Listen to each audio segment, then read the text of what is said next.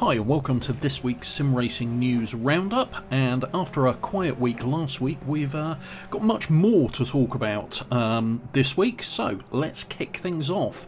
And first of all, we have Art of Rally, where we've had it confirmed that Indonesia is going to be coming to the title later on in the year. Now, we had a tease about this a while ago, but now the location has been confirmed. It's Indonesia, which actually has quite a long history in terms of rallying, and there's going to be 6 new tracks stroke stages and a free roam area for that as well, so that should be good fun. I'm looking forward to that one. And moving on from Art of Rally, next up we've got Automobilista 2, and this is a relatively small update, basically taking the last large update that we had and just tweaking it. This is fairly run-of-the-mill for Automobilista 2. They release something and then obviously they're going to tweak and fix it as they go along. So same as everything else, link to all of this down below in the description, but good to see Automobilista 2 getting more support. We've then got a little bit of news relating to, well, it's the Need for Speed franchise specifically, but it kind of falls into the bigger picture and bigger discussion around what EA are doing with their various studios now. And that is the news that Criterion, who have in the past worked on titles such as Burnout, but have a long history now of the Need for Speed franchise, are merging with Codemasters, and that's Codemasters Cheshire Studio, basically to double the amount of effort in terms of number of studios. I'm not sure headcount wise, the double the amount of studio effort going into the Need for Speed franchise. So it'll be interesting to see exactly what comes out of this and what's going to happen, because it does leave EA and Codemasters by association an awful lot on its plate in terms of game development. So we'll keep an eye on that one and see what comes of that in the future. We've then got some news coming out of Motorsport Games, where my video around the R Factor 2 content seemed to upset quite a few people. But hey, keep moaning in the comments. It does no harm at all to my viewing figures, and certainly doesn't do any harm to the algorithms that YouTube uses. But the main news on this is we've had another Motorsport Games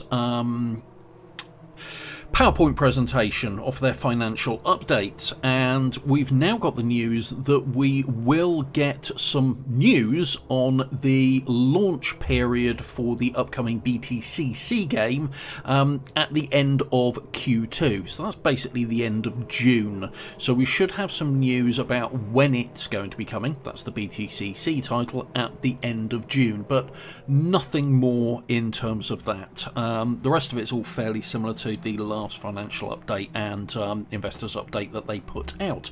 I'll leave a link to the PDF down below, sorry, not PDF, the PowerPoint presentation in PDF form if you want to go and have a look at that.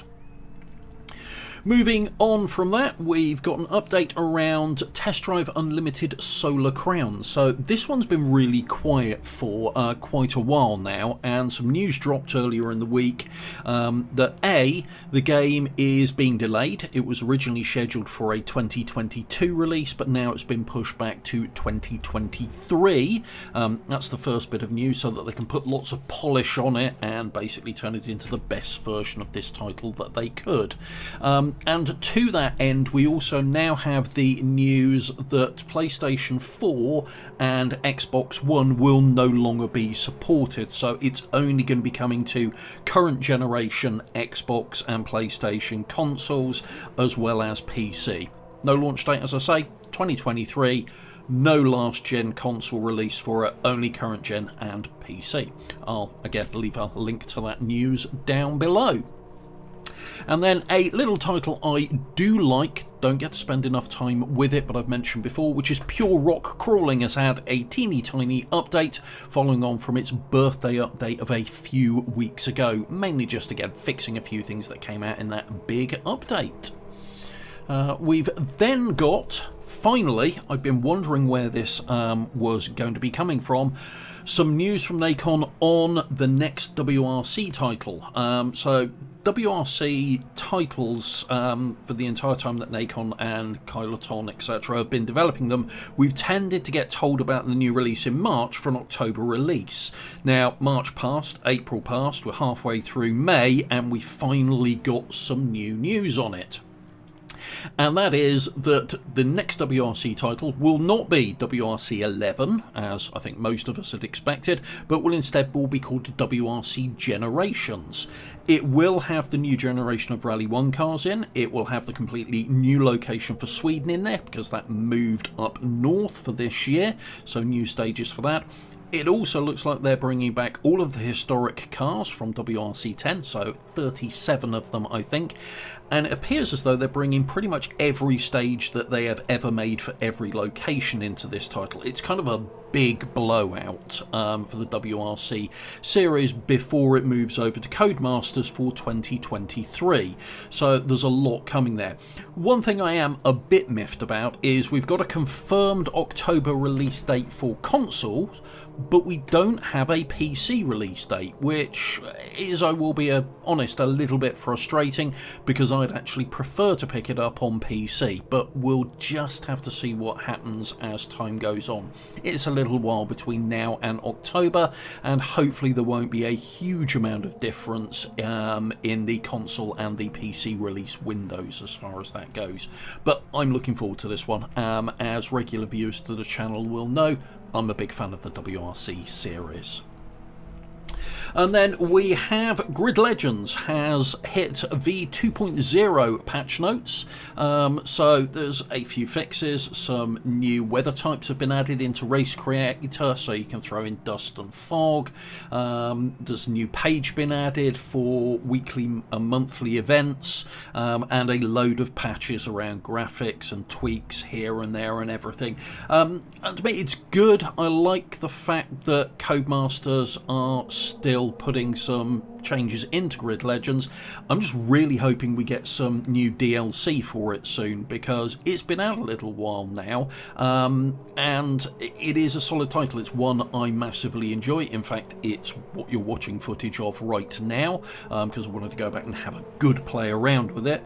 But you know, this is something I would like to see the DLC for, or at the very least the roadmap for it would be good. So come on, Codemasters, give us that info. I want to see what's going on with Grid Legends as we go forward.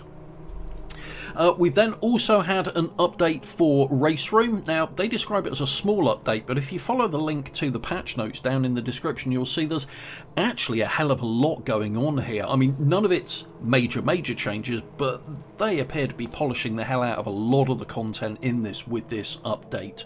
So there's a lot going on there around controller profiles, particularly for Fanatec wheels, tidying up menus. Brands Hatch has been updated to 2022 specs. Various other tracks have had things fixed and tidied up and polished. So there's a lot going on in there, both with the tracks and the cars and the UI and the user experience.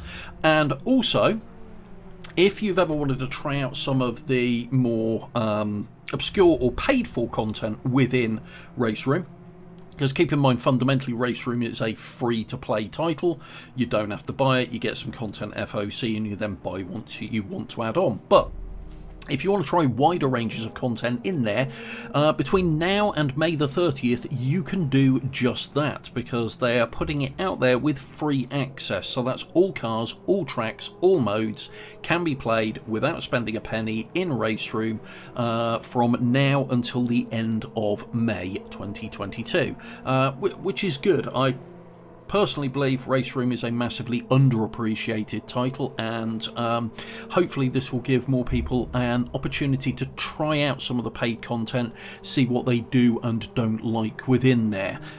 So yeah, hopefully people will give that a go. Fingers crossed. So that's this week's Sim Racing News Roundup. Hopefully you found this useful. If you have, please do hit the like button, and if you want to see more content like this, please do subscribe to the channel and hit the bell icon to be notified when new content gets uploaded. And as I say, what you've been watching is just me messing around in Grid Legends, because I fancy to go in it, being perfectly honest. So yeah, that's everything from me. I'll speak to you all soon, so take care, look after yourselves, and goodbye.